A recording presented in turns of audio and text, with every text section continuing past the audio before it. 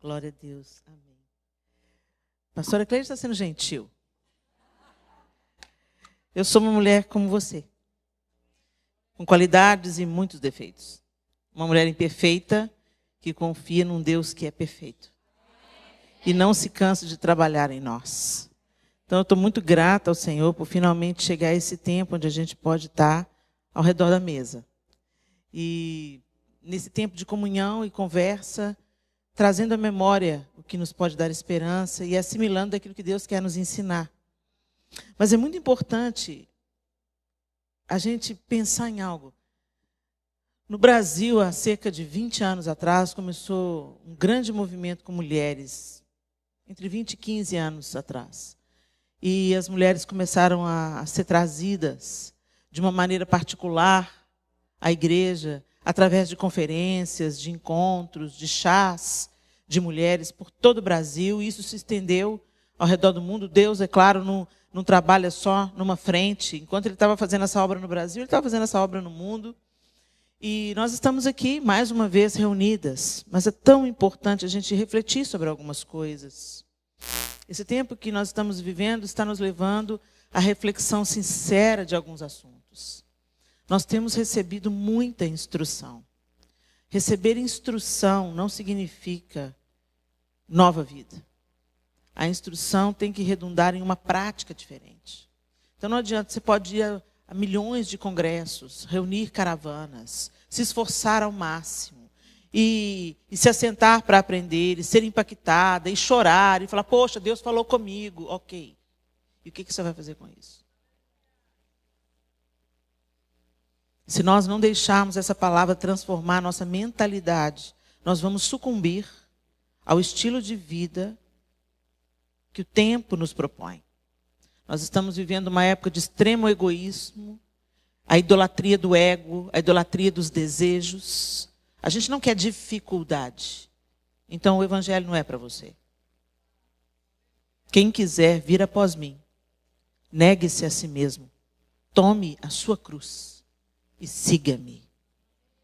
A cruz é a vontade de Deus, soberana, poderosa e melhor do que a nossa, atravessando a nossa vontade egoísta, autocentrada. Nós precisamos de aprender a negar a nós mesmos.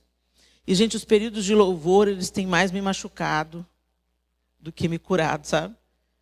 Eu fico escutando as canções que a gente canta e fico ali pedindo perdão, Senhor. A gente quer isso mesmo. A gente ainda não vive, Senhor, mas a gente quer.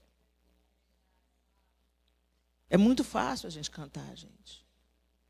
Mas eu não quero chegar naquele ponto, sabe, que o Senhor fala, eu estou farto das suas canções.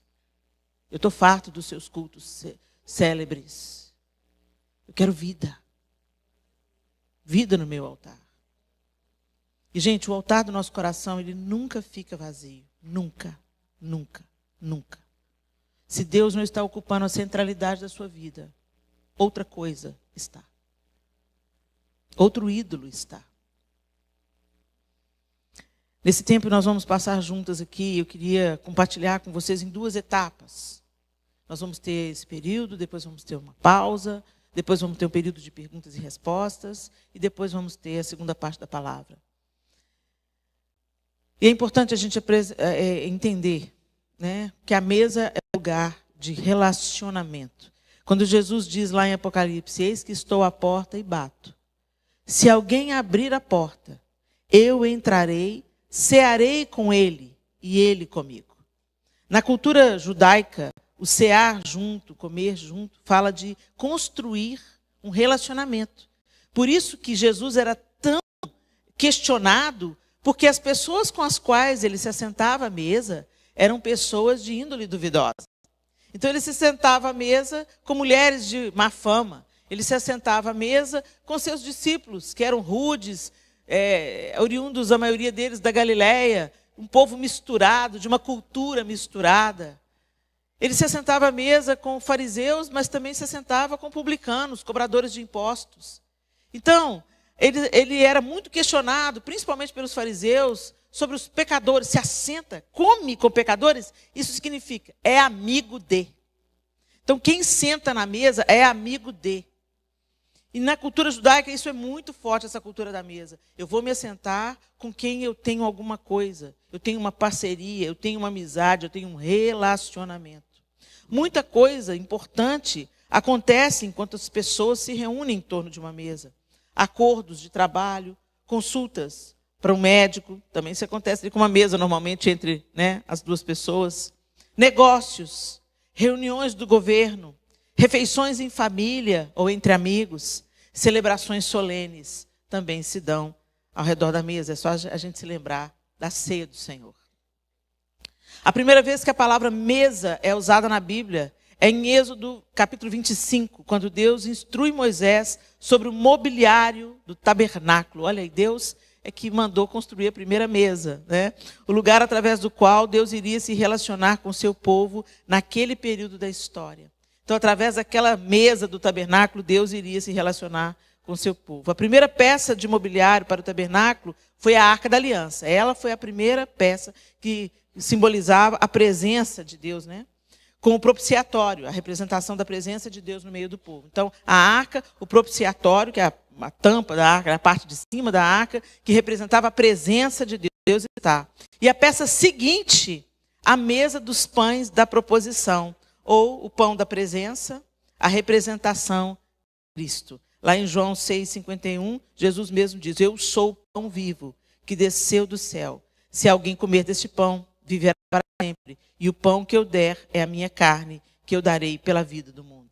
Então, Jesus é o pão, né? O pão da presença, lá no tabernáculo, ele é a representação do próprio Cristo. Por isso que Jesus está dizendo: eu sou o pão.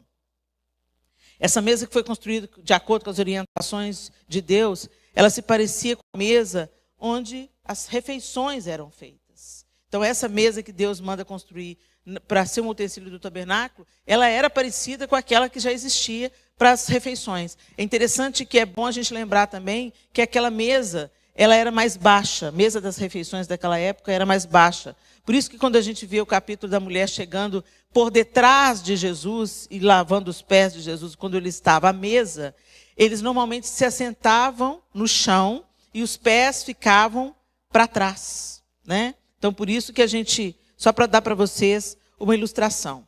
E sim, a mesa é o lugar da refeição e de tudo isso que eu disse aqui. E existem tipos de mesa diferentes, porque assim como Deus criou todas as coisas para a sua glória e louvor, Satanás, a queda do homem, a queda inaugura um tempo de deformação de tudo que Deus havia criado. Então a gente tem que entender o que foi a queda, né? Essa ruptura com Deus. Deus nos cria a sua imagem e semelhança, cria homem e mulher, a sua imagem e semelhança, e ele coloca um limite naquilo que o homem e a mulher deveriam ou não fazer, e há uma transgressão do limite que Deus colocou, e essa transgressão faz com que a queda, a ruína, o pecado e a morte entrem no mundo. Então, desde aí, Deus já começa a traçar o seu plano de salvação para ter o homem de volta. O homem é expulso da presença de Deus. Não haveria mais possibilidade de relacionamento, porque o pecado entrou. E não se vive na presença de um Deus santo e perfeito em pecado. Aquela oportunidade de toda viração do dia que o homem e a mulher tinham de estar com Deus havia sido corrompida, interrompida pelo pecado. E a imagem de Deus foi deformada em nós. Então, é isso que a queda faz. A partir daquilo, todo ser humano que nasceu com o pecado original.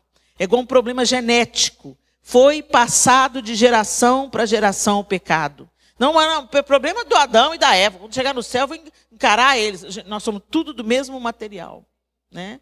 O vírus, vamos dizer assim, o vírus veio para nós quando teve o advento do vírus da AIDS. Uma grande preocupação da medicina eram os bebês. Porque os bebês que nasciam filhos de soropositivos eram soropositivos. Então, era uma preocupação de tentar mudar isso, né? Tentar curar esse bebê.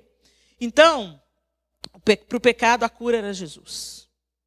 Então, você tem que entender... Helena, a gente já está sabendo dessa história. Passa logo para a história da mesa. Não, gente, a gente está precisando de cristianizar cristãos. Porque tem gente que está na igreja, mas não sabe de onde que veio, por que Jesus morreu, você está sendo salvo de quê? Então, por isso que eu estou fazendo um apanhado geral, ok? Nós herdamos o pecado originalmente. Originalmente, nós herdamos o pecado. Lá no Éden, Deus ia falando que os animais iam produzindo conforme a sua espécie. Assim, o homem e a mulher, quando se juntam em pecado, eles também produzem conforme a sua espécie. Quando Eva teve filhos, ela já tinha pecado. Quando os filhos vieram, o pecado já tinha entrado. Então, o pecado alcança já a próxima geração, e você já sabe o que aconteceu entre Caim e Abel. Helena, você acredita nesse negócio? Hoje tem uns cristãos progressistas, gente. Então, a gente tem que falar, né? Ai, que canseira, meu Deus, esse tempo que a gente está vivendo.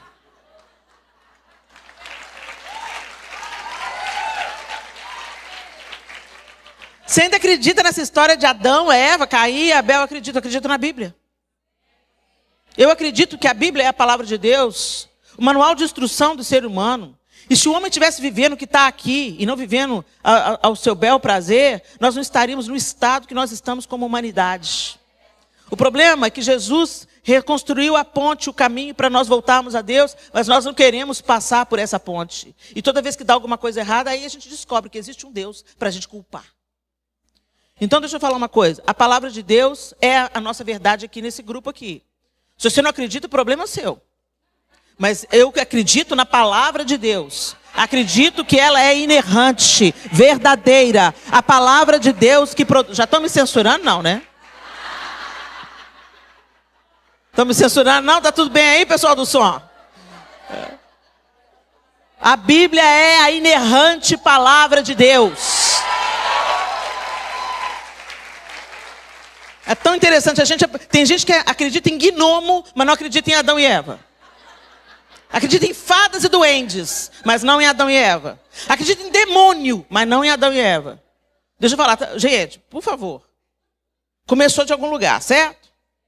Então vamos lá. Ah, mas tinha outras pessoas também, além de Adão e Eva. Vai fazer teologia, resolve seus problemas, tá bom? Mas nós vamos ensinar aqui o que a gente acredita, ok? O homem pecou, foi destituído da glória de Deus, tirado da presença de Deus, mas desde então, Deus já começa a pensar e inaugurar o plano de salvação, né? E quando ele chama Abraão, ainda no livro de Gênesis, ele chama Abraão para construir um povo. E através desse povo trazer o seu Messias. A partir do momento que nasce Israel, que Jacó é transformado em Israel. As 12 tribos de Israel vêm de Jacó, agora chamado Israel, e hoje é a nação de Israel. Através disso, dessa nação, tudo que acontece dali para cá, tudo aponta para o Messias. Então, desde Gênesis, Êxodo, Levítico, Número, tudo na Bíblia está apontando para Jesus. A Bíblia a Bíblia é incoerente, não, é o livro mais coerente que tem. Porque ele foi escrito por 40 autores diferentes, em épocas diferentes, num espaço de 1.500 anos. E o livrinho para se confirmar, se falar e se afirmar. Um livro santo. A Bíblia sagrada. Por isso que nós temos a Bíblia como nosso manual de fé. Ok? Então vamos entender aí. Nós caímos, por isso que o salmista diz, eu nasci na iniquidade e em pecado me concebeu minha mãe. Não, gente, não é o sexo que é o pecado. O pecado que o salmista está se referindo é o pecado original. O sexo nunca foi pecado. O sexo foi pensado por Deus para ser algo extremamente prazeroso para o homem, para a mulher, e de onde viriam os novos seres humanos, algo sublime, elevado, limpo, bonito, gostoso. Né? A mulher tem um órgão que só serve para sentir alegria no sexo. Não tem mais nenhuma outra utilidade. Por aí você vê que Deus estava pensando no prazer e na alegria dentro do sexo. Mas o diabo vem, se apodera de algo que Deus criou, distorce, deturpa e torna aquilo sujo, imundo. Então, apesar do sexo ser algo elevado, maravilhoso, para ser desfrutado dentro da realidade do casamento, de onde vêm os novos seres humanos, de onde a vida nasce, uma coisa magnífica, elevada, ao mesmo tempo a gente vê a deturpação, a destruição e o que o sexo pode causar na vida de uma pessoa que desfruta do sexo fora da realidade do casamento. Marcos, capítulo 6, do verso 21 ao verso 27. A palavra de Deus diz assim: Chegando uma ocasião favorável, em que Herodes, no dia do seu aniversário, deu um banquete às autoridades, aos oficiais militares e às pessoas importantes da Galileia, a filha de Herodias entrou no salão e, dançando, agradou a Herodes e aos seus convidados. Então o rei disse à jovem: Peça o que quiser e eu lhe darei. E fez este juramento: O que você me pedir, eu lhe darei, mesmo que seja a metade do meu reino. Ela saiu e foi perguntar à mãe: O que pedirei? A mãe respondeu: A cabeça de João Batista. No mesmo instante, voltando apressadamente para junto do rei, disse: Quero que, sem demora, o senhor me dê num prato a cabeça de João Batista. O rei ficou muito triste, mas por causa do juramento e dos que estavam com ele à mesa, não quis negar o pedido da jovem, e enviando logo o executor, mandou que lhe trouxessem a cabeça de João. Ele foi e o decapitou na prisão. E nessa primeira parte eu queria que nós refletíssemos sobre em que mesa nós estamos assentadas, de fato. Porque é muito falado, estou na mesa do Pai. É linda essa música que as meninas dançaram aqui, né? É maravilhoso. Há um lugar na mesa, de fato. E a mesa do Senhor cura. Mas será que nós estamos assentadas de fato à mesa do Senhor? Às vezes as pessoas falam comigo assim: Helena, eu tenho uma dificuldade para orar. Sabe, eu até quero, eu tenho uma dificuldade para ler a Bíblia. Eu até quero, mas eu tenho dificuldade. Sabe por que você está com dificuldade, minha irmã? Porque você já está saciada. E se você já está saciada, você não tem fome de Deus. Agora, o que está te saciando? Porque se o pão verdadeiro é Cristo, o que está te enchendo? Que esnequinho que está enchendo a sua pança?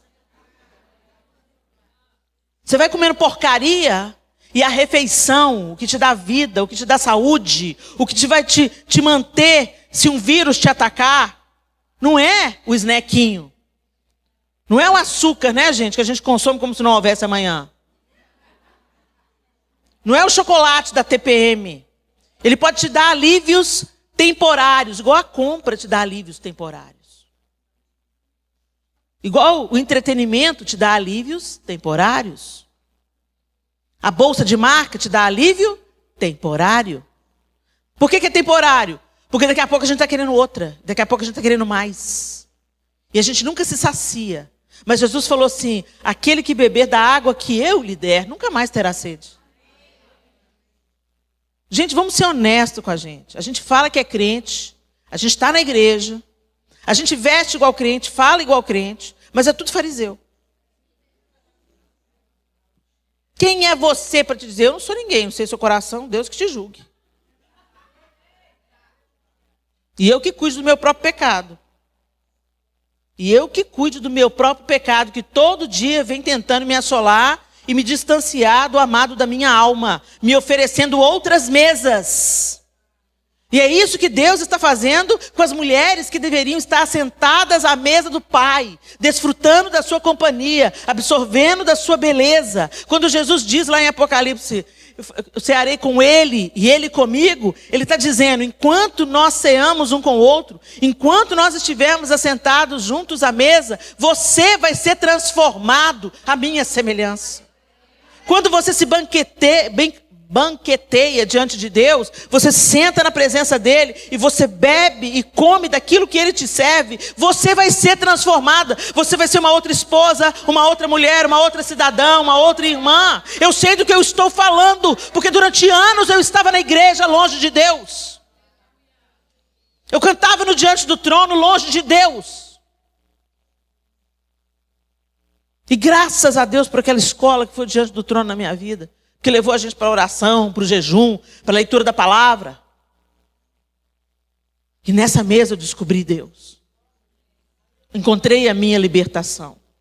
Mas a gente vem para a religião. Jesus não veio fundar uma religião. Jesus veio reconectar um relacionamento que fora interrompido lá no Éden. Se nós fomos expulsos da presença de Deus por causa da queda, Jesus trouxe a chave para a gente voltar para casa. Mas a gente não volta.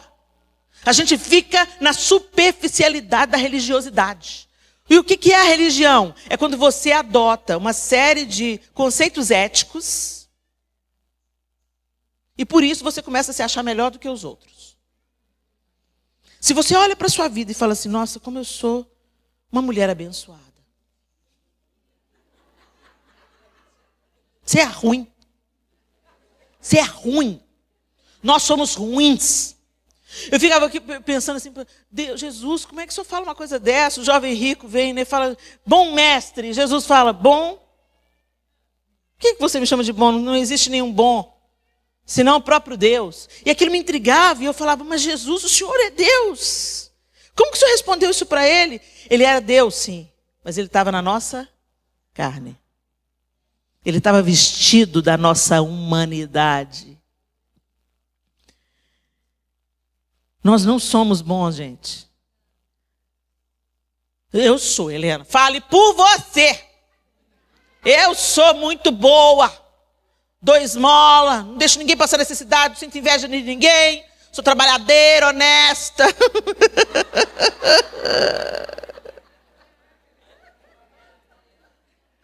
Você tem uma filha. Ela tem 15 anos, virgem, linda. Aí você chega na sua casa, aqui pode porte de arma, gente, na Califórnia. Você está armada. Faz de conta que pode, faz de conta que você está no Texas. Você tem porte de arma. Então está lá em casa, está lá na mesinha da cabeceira. Né? Você chega na sua casa, tem um homem tentando estuprar sua filha. Entendeu? Você vai imediatamente na arma ou não vai? Você pode até não ter intenção de matar, mas se ele insistir, você vai pelo menos alejar o cara. É ou não é, gente? E essa natureza só é transformada à medida que a gente caminha com Deus. E eu não quero passar por esse teste. Que o Senhor nos livre desse teste.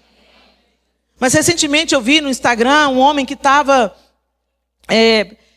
diante de um psicopata. E os psicopatas, não sei se vocês viram esse vídeo, com o Rodrigo Silva. O Rodrigo Silva estava descrevendo uma história que já aconteceu aqui nos Estados Unidos há bastante tempo atrás, de um serial killer que matou não sei quantas mulheres, inúmeras mulheres. E ele foi preso e ele foi diagnosticado como um psicopata. E o psicopata ele tem um traço, ele não sente nenhuma emoção. Ele não sente arrependimento, ele não lamenta nada do que ele fez de errado. Ele é totalmente desprovido de qualquer tipo de emoção. É o psicopata. E estava ali o psicopata que tinha matado milhares de mulheres e as pessoas que vinham ligadas à família acusavam, diziam palavras duras, eu quero que você queime no inferno por aquilo que você fez com a minha filha e tal, com a minha esposa, enfim. E aí ele ficava com aquela cara debochada, se esboçar nenhuma reação, olhando para as pessoas histéricas, afetadas, chorando, iradas. Ele olhava assim com desdém, psicopata. E aí chegou um senhor de barba branca, mais parecido com o Papai Noel, com suspensório. E ele fala assim, o que você fez torna minha vida bastante difícil. Porque segundo o que o meu mestre me ensina, eu tenho que perdoar você por aquilo que você fez com a minha filha. E eu vim aqui hoje para te dizer, eu te perdoo. O psicopata chorou. Mas ele não tem nenhuma emoção. Não há nada que resista ao amor de Deus.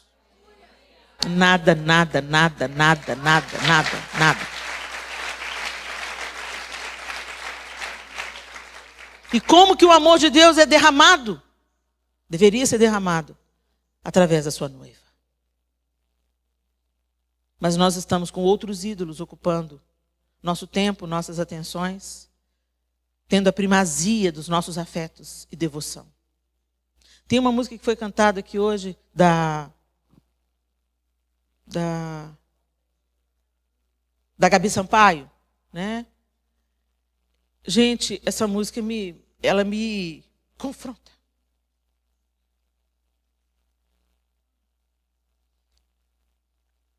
Será que eu tenho dado o meu melhor? O meu tudo? Ou eu estou cantando uma mentira deslavada na cara de Deus? Toda a minha devoção, toda a minha devoção. Nós somos muito hipócritas. E eu não vim aqui te acusar, eu vim aqui me juntar a vocês num lamento para que Deus mude a nossa vida. Para que Deus transforme a nossa mente. Para que Deus não nos deixe conformadas a este século. Para que o pensamento da gente seja purificado, a nossa mente seja transformada, renovada. Quando em Romanos capítulo 12, o apóstolo Paulo diz, e não vos conformeis com este século. Ele estava falando sério, gente. Não entra na mesma forma de pensar deste século. Não se deite na forma deste século. Nade contra a correnteza. Seja a minoria, mas seja a minoria com Deus. Pare de se adequar para caber Deus no seu evangelho, no seu pseudo-evangelho. A gente está customizando Deus para Ele caber naquilo que nos apetece. E Jesus nos convida. Negue-se a si mesmo. Mas a gente não tem uma dificuldade de largar o nosso ego. O culto ao prazer, a gente gosta de anestesias de prazer, de ondas de prazer. Nessa mesa aqui, Herodias queria eliminar João Batista. Ela queria dar cabo daquele que estava lembrando a ela a vida porca que ela estava vivendo. Alguém que estava chamando os dois, tanto Herodes quanto Herodias, para o arrependimento, porque eles estavam vivendo em adultério. E João Batista estava chamando aqueles dois ao arrependimento. Sempre vai ter alguém nas plateias onde eu falo para me odiar. Talvez no seu coração você esteja detestando o que você está ouvindo da minha boca. Mas minha linda, eu preciso te dizer, você pode me detestar. Mas você nunca vai poder dizer diante de Deus, ninguém me avisou. Ninguém me ensinou, ninguém me falou. Arrependei-vos porque é chegado o reino dos céus. Gente, vamos mudar de vida, de direção, de mentalidade. Se levante dessa mesa de morte que você está sentada nela. A mesa onde o diabo te apetece, te dá o que você quer, te dá o que você gosta. Ele fala com você, vem passar tempo comigo. E ele sabe como coloca uma mesa. Você pensa que só Deus sabe fazer mesa bonita? O diabo é o mestre das ilusões, o pai da mentira. Sabe o que é pai da mentira? Expert em engano. E sabe o que é o engano? É alguma coisa que parece verdadeira, mas é falsa. O que será que é?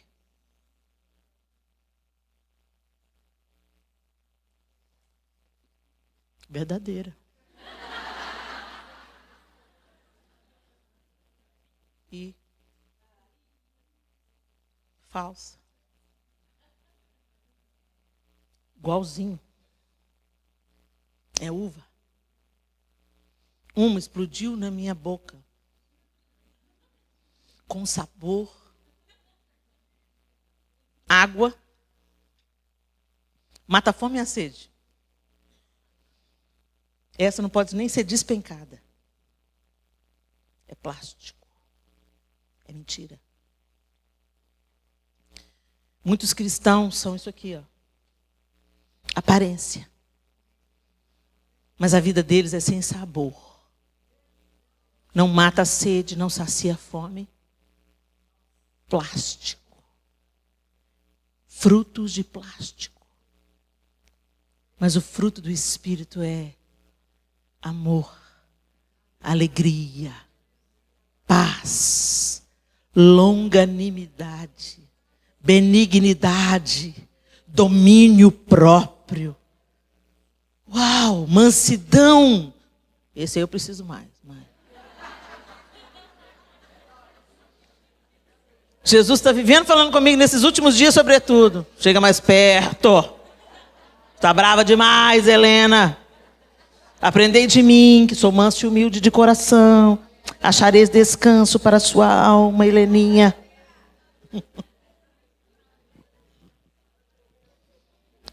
O diabo enfeita a mesa, põe a mesa. Cocô com granulado. E você pensa que é brigadeiro. E aí vem as permutas, vem as barganhas, vem os prazeres. Por isso que eu estou te dizendo que ele sabe como é que prepara uma mesa. São coisas boas, mas mortais. Você fala assim, eu não tenho vontade de ler a Bíblia, porque está matando a fome com o Instagram. Mas eu não entendo a Bíblia. Compra uma concordância. Compra uma tradução mais fácil. Na linguagem de hoje. A NTLH é ótima versão. Baixa no seu computador, no seu tablet. Busca as ferramentas para você entender as Escrituras e se apaixonar por elas. Porque ela é a parte da conversa que Deus fala. Para você ter um relacionamento, você tem que ter um diálogo. A oração é a parte que você fala. Ler a Bíblia é a parte que você ouve. Você prefere caçar os profetas e fazer dos profetas pai de santo. Se eu fosse uma profeta, tipo essas profetas que entregam até carteira de identidade, número, eis que te digo, você é M5052. Estava pendurado gente no lustre aqui. Porque o povo, a multidão, quer relacionamento instantâneo, é rapidinhas. Ele quer ouvir Deus, é na boca do profeta. E que seja uma profecia boa, não vem com essa profecia, vou pesar a mão na sua casa, que esse profeta do cão, hein?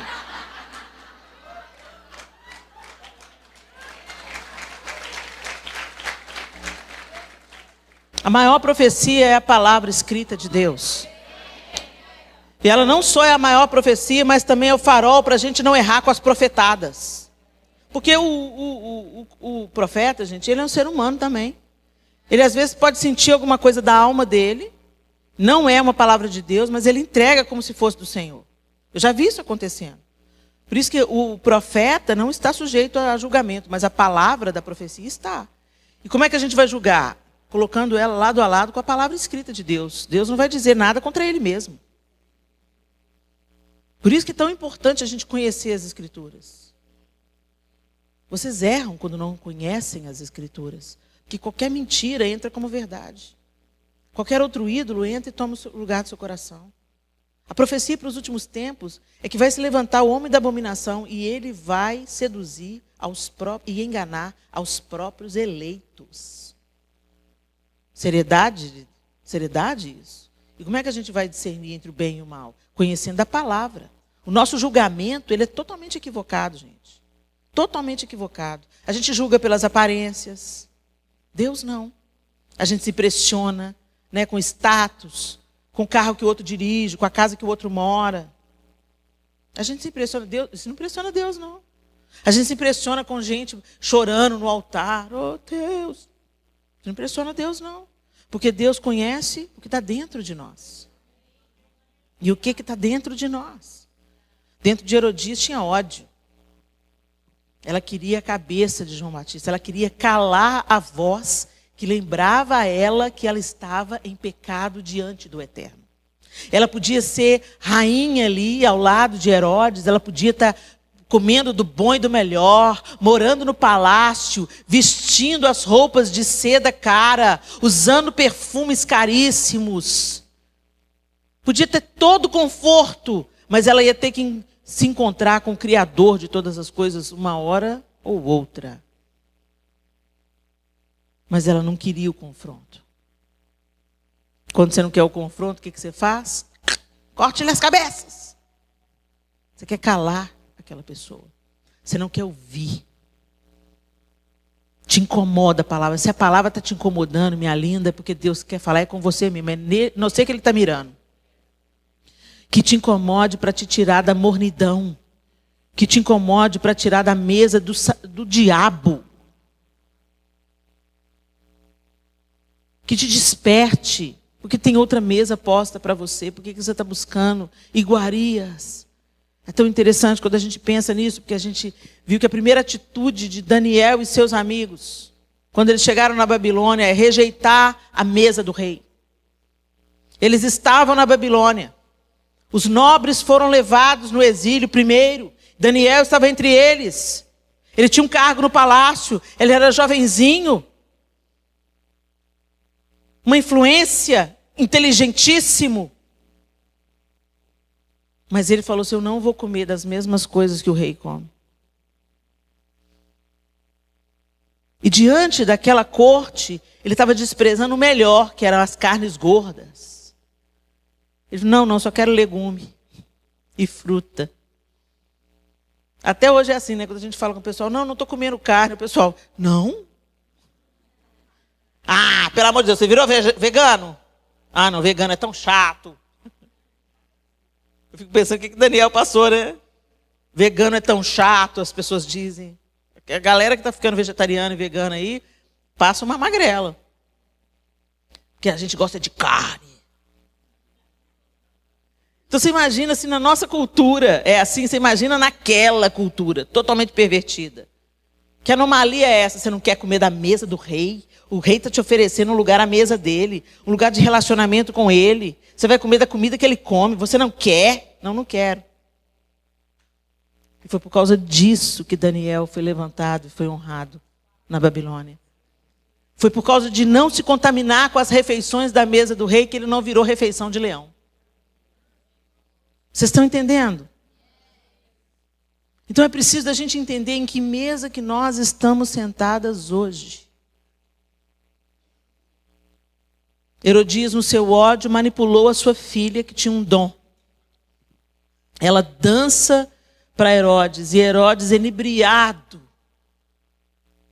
pela sedução da dança daquela moça, ele fala: pode me pedir o que você quiser. Ele estava bem interessado naquela moça, que ele daria metade do reino dele para ela.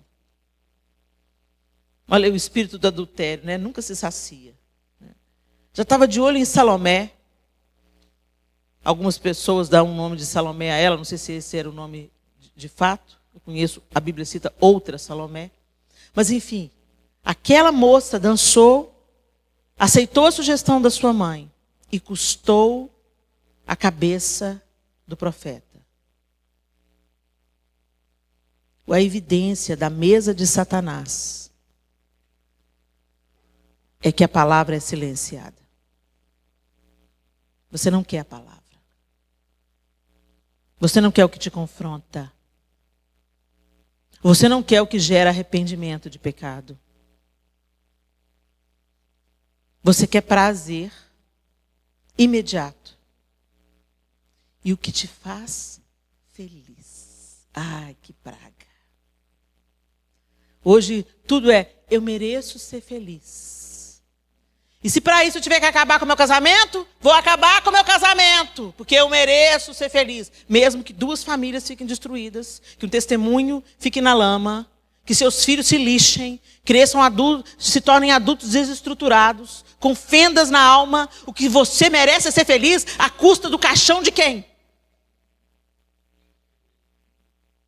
Nunca, gente. A gente tem as coisas de Deus imediatamente. O Senhor tem seus processos, assim como na natureza. E no processo, Ele vai nos curando, Ele vai nos tratando, Ele vai baixando a nossa bola, Ele vai construindo a gente através da espera, através do negue-se a si mesmo, através, caminha mais uma milha, dá a túnica e também a capa. Helena, você não sabe o que eu estou te dizendo. O que você está dizendo? Sei do que eu estou dizendo. Sei do que eu estou dizendo. Muitas vezes dá vontade de chutar o balde. Mas essa vontade não é de Deus, não, minha linda.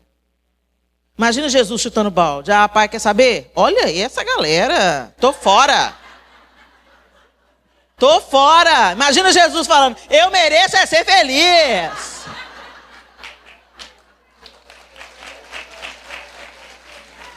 Sacrifício, quando nos convém, a gente quer, né? Quando alguém está disposto a morrer por nós, a gente quer. Mas na hora que a gente tem que morrer para outro ganhar a vida, a gente não quer, não.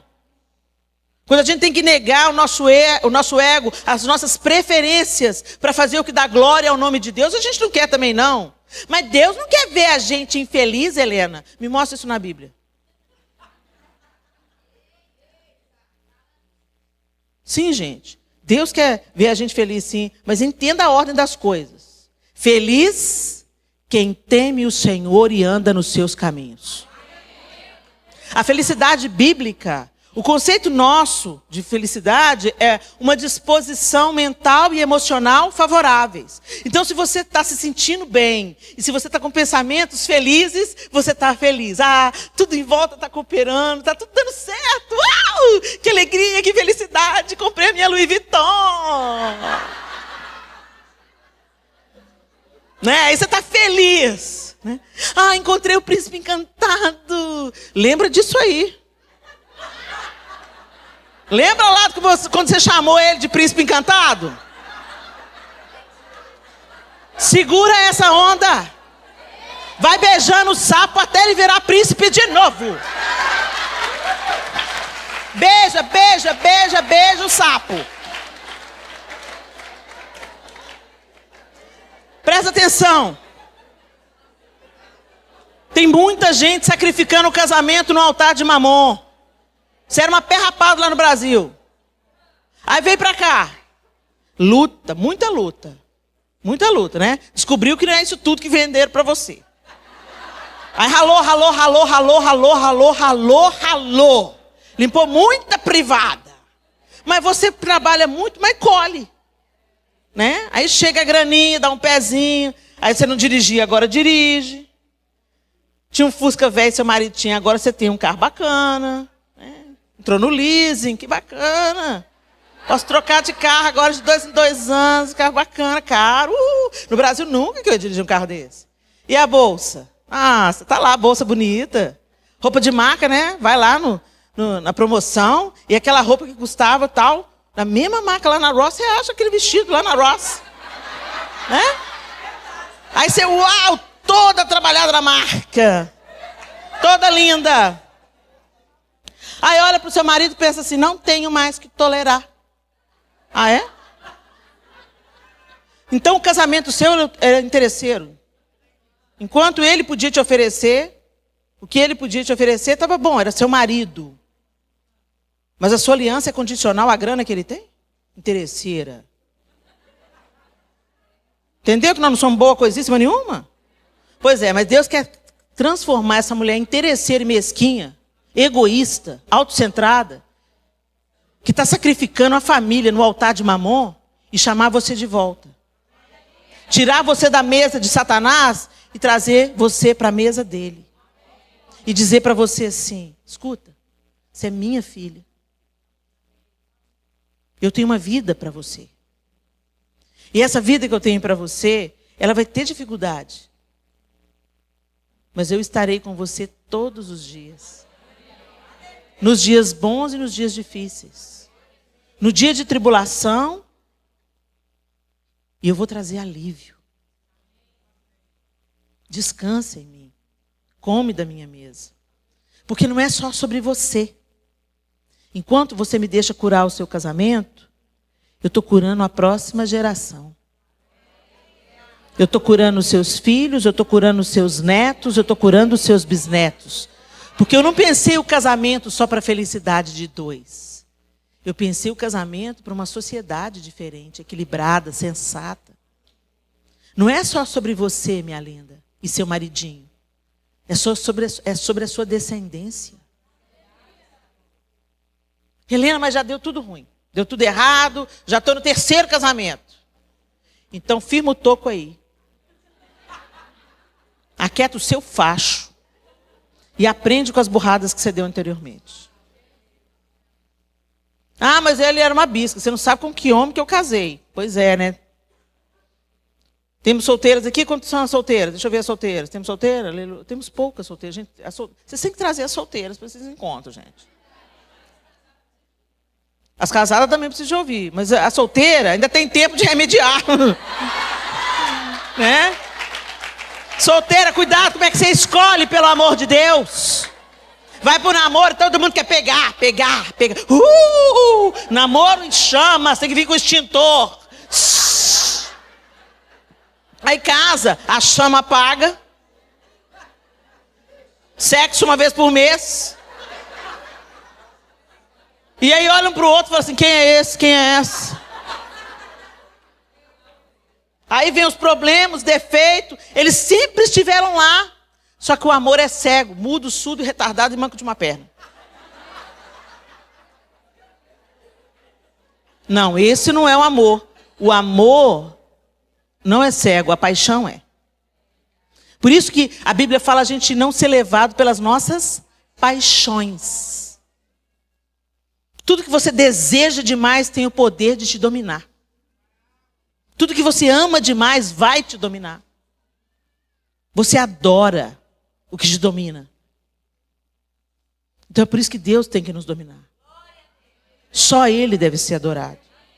Então, gente, o namoro é para ter as conversas. É para ver se... Para mim era uma qualidade primordial.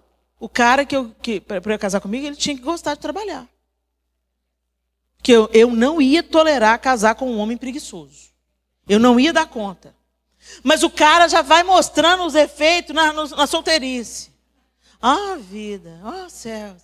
Hoje eu estou doente, vou pegar eu peguei um atestado médico de 3 dias. Mas, meu bem, sua gripe já melhorou. Mas aproveita o descanso.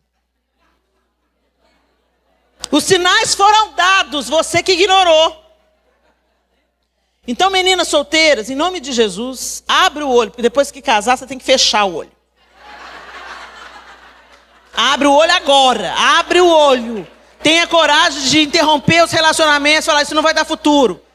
Eu tenho um chamado para a África. Eu não, quero igreja local. Vai casar para quem então? Eu quero ter 4 filhos. Deus me livre de ter filho. Vai casar como?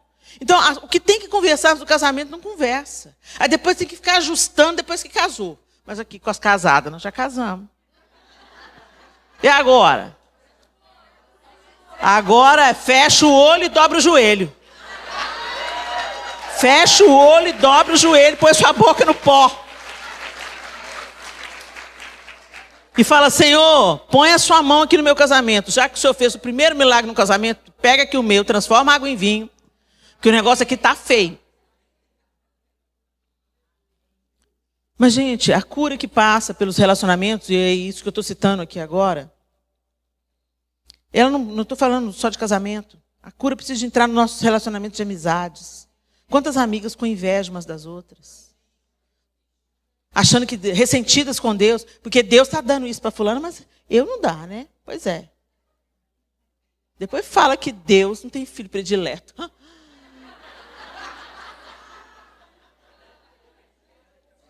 Ressentimentos, falta de perdão, fofoca, maledicências.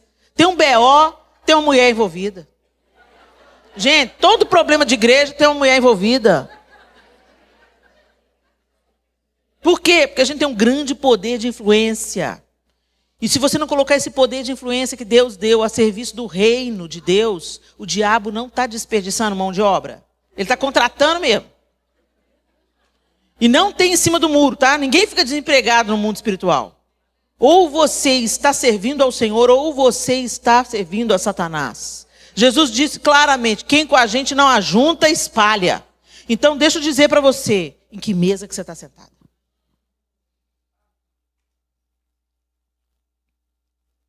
A mesa da negociação? Você pensa que você negocia com Deus? Não se negocia com Deus que não tem nada a perder.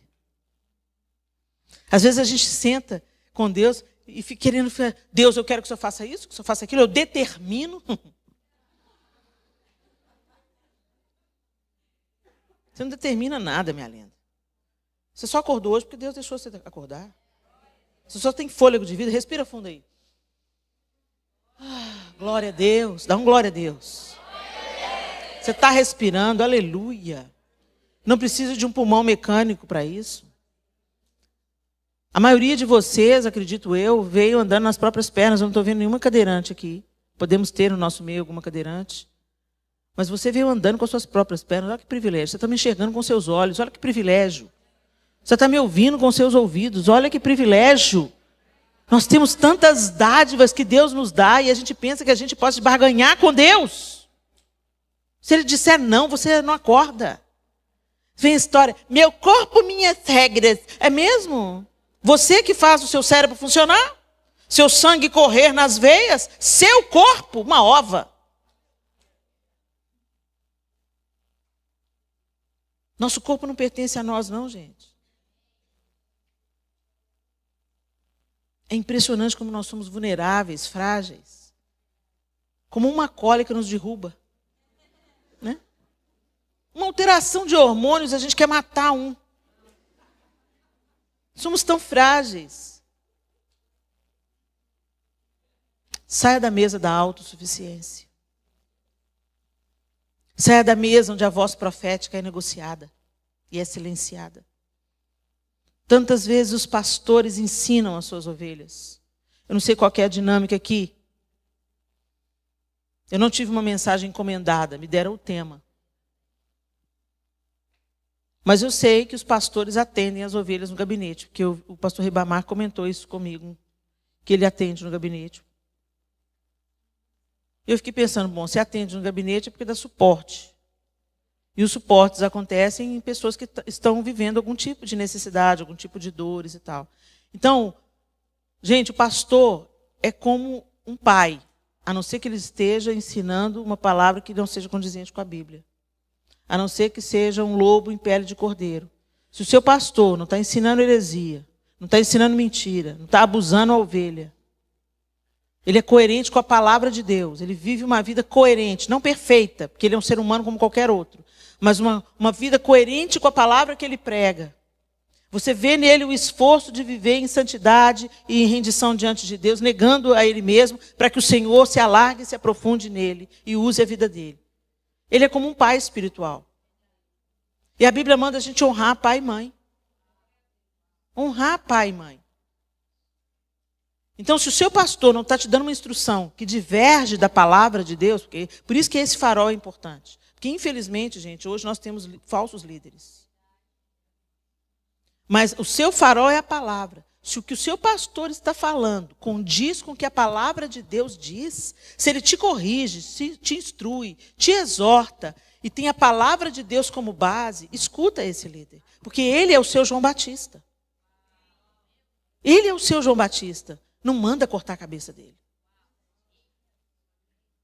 E ele pode fazer isso no gabinete, mas ele faz isso também no púlpito. Eu estou aqui, eu prego, eu vou embora. Eu sirvo ao corpo de Cristo na face da terra. Então eu venho e entrego uma palavra. Eu não estou sabendo quais são as circunstâncias aqui. É bom que aqui nós temos várias igrejas reunidas. Então, essa mensagem não é encomendada, não. É Deus que está falando com você, minha mãe. Deus que está falando comigo também. Porque o meu ouvido é o mais perto da minha boca. Cada palavra que eu libero para vocês é um confronto para mim também. E eu serei provada nessa palavra que eu estou ministrando. Eu vou ser a primeira aqui a ser testada nessa palavra. E eu sei disso, como eu sei. Não se junte com Herodias. Não se junte com Herodes e seus amigos à roda da mesa. Uma coisa interessante do texto é que Herodes lamentou no seu coração. O rei ficou muito triste. Ele queria matar João Batista, gente. Ele tinha medo de João Batista. Ele sabia que o confronto de João Batista era um confronto de Deus. Só que João Batista estava causando muita confusão para ele. Então, põe o cara no cárcere aí que ele vai dar menos confusão. Mas ele não queria matar João Batista. Ele temia. Temia porque ele sabia que João Batista era um homem de Deus. Mas ele estava mais aliançado com o que os outros iam pensar dele do que com a vontade de Deus. E essa também é uma característica da mesa da morte. Você está mais interessado na opinião dos outros a seu respeito do que na opinião de Deus a seu respeito. Não, mas se eu falar que eu não concordo com essa agenda mundial, eu vou ficar de fora. Eu vou ser discriminada. A gente pensa que o confronto dos últimos dias vai ser assim: negue a Jesus, senão você morre. Pode até ser, em alguns lugares do mundo é assim. Mas eu duvido que isso aconteça dessa forma na nossa cultura ocidental. Senão não ia restar ninguém. Não ia sobrar ninguém. O povo lá no Oriente Médio, se tiver que morrer por Jesus, eles morrem felizes. Eles falam assim, eu fui achado digno. Eu conheço um casal egípcio, eles falam assim, se a gente morrer, a gente foi achado digno para morrer pelo Senhor. Eu falei assim, meu Deus, que outro nível de fé que é esse? Estou chupando pirulito ainda, na fé. Tem que começar a comer feijoada, né? É outro nível. O nosso evangelho ocidental, ele é muito mimizento. Então, muito dificilmente, a gente pode chegar nisso, mas muito dificilmente vai acontecer hoje na nossa cultura, nega Jesus, senão você morre. A não ser um doido que invade uma escola aí pode fazer isso. Mas normalmente não é isso que acontece. Ainda mais nesse discurso de todo mundo pode fazer o que quer. Pode ser o que quer. Menos cristão, né? Porque esses dias aqui nos Estados Unidos deu ruim porque o cara entrou no shopping escrito com a camisa Jesus salva. Foi considerado ofensivo e ele foi convidado a sair do shopping. Jesus salva é ofensivo. Toma uma seringa para você se drogar à vontade, seguro, não é ofensivo. Deus tem misericórdia de nós, mas é nessa cultura que a gente está vivendo. E aí, você vai querer ficar bem com a galera e mal com Deus? Você nega Jesus quando você nega os seus princípios e os seus ensinamentos para ficar de acordo com o que o mundo está rolando. Dentro da igreja está acontecendo isso. Por quê? Porque as pessoas não querem ter trabalho. Relacionamento dá trabalho. Relacionamento é construção. E ele precisa ser construído com Jesus na outra ponta da mesa. Aqui está eu, meu marido, meus filhos e Jesus na cabeceira. Quando Jesus está na cabeceira da mesa, ele dirige, ele sustenta, ele provê, ele levanta, ele abate quando for necessário. Saia um pouco de cena. Vocês estão muito em evidência. Fica escondidinho aqui comigo, enquanto eu ministro fortalecimento para vocês. É um movimento, a fé não é estática. Ela é uma jornada, ela é um caminho. Quando você percorre uma estrada, você vê todo tipo de paisagem, não é assim? Você vai vendo, às vezes a estrada fica um pouco mais estreita, às vezes um pouco mais esburacada, depois volta de novo aquele asfalto igual um tapete. E a vida é assim, é um caminho, é uma jornada. E nós precisamos estar sendo guiados pelo Senhor. E como a mesa é o lugar do relacionamento, se assente à mesa com o Senhor. Levante-se da mesa de Herodes, onde o que é mais importante é o que pensam a seu respeito. Você tem que ficar bem na fita, nem que seja matando o profeta. Levante-se da mesa do interesse, do utilitarismo, onde o interesse é que manda. Estou sentado com quem eu tenho algum interesse. Eu não amo coisa nenhuma. Enquanto ele me serve, eu quero ficar perto. Depois que ele não me serve mais, tchau. Uma aliança que é feita de casamento, gente, é para ser honrada. Deus leva a sério alianças. E o plano de Deus é que a gente nunca se separe. O divórcio é uma porta de emergência. Tem uma porta de emergência aqui? 2. Tem 2 portas. Você mal enxerga elas.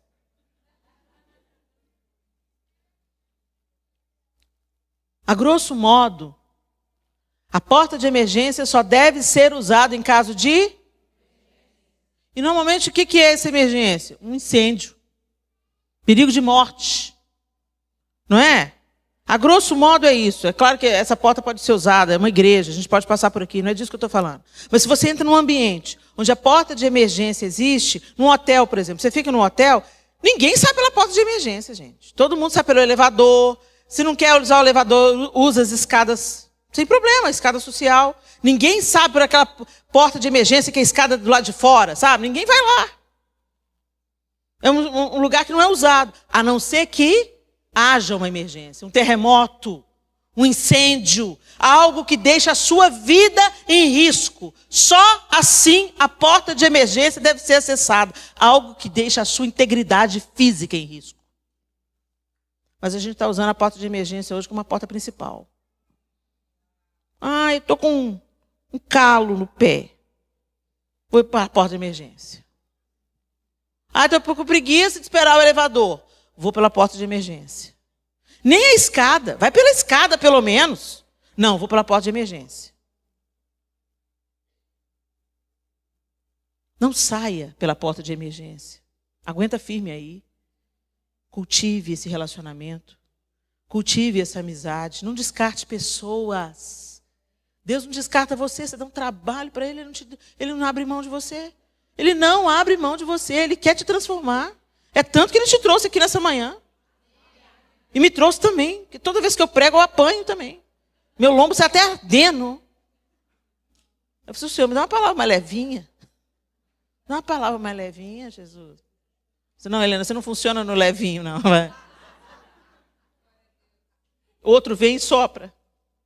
Outro vem e dá uma palavra levinha. Essa não é a minha. Minha palavra é um megafone de alerta. Perigo, perigo, perigo. Você está sentado na mesa do diabo. Levante-se. Saia daí. Saia da mesa de Herodes, onde a voz profética é silenciada. Saia da mesa de Herodes, onde os interesses vêm em primeiro lugar. Saia da mesa de Herodes, onde a opinião dos outros, ficar bem com o século, é que conta. Deus tem outra mesa posta para você. Feche os seus olhos.